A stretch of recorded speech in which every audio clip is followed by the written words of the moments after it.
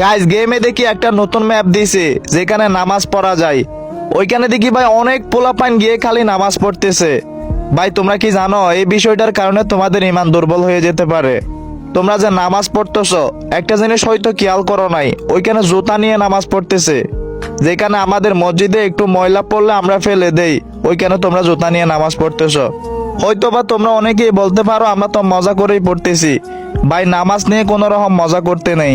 Guys আমার মনে হয় অনেকেই সেহেরিকে ওইখানে নামাজ পড়তে ঢুকে। ভাই গেমে নামাজ পড়ে তো কোনো লাভ নাই। নামাজ যদি পড়তে হয় তোমাদের মসজিদে গিয়ে নামাজ পড়ো। আর তোমরা যে ক্যারেক্টার দিয়ে নামাজ পড়তেছো এগুলা কিন্তু একটা মানুষে বানাইছে। তো ভাই একটা মানুষের বানোয়ার জিনিস দিয়ে তোমরা মাথা নত করতেছো। ওইখানে এমনি মজার চলে যাইতে পারো, কিন্তু কেউ সিরিয়াসলি নামাজ পড়ো না, ঠিক আছে?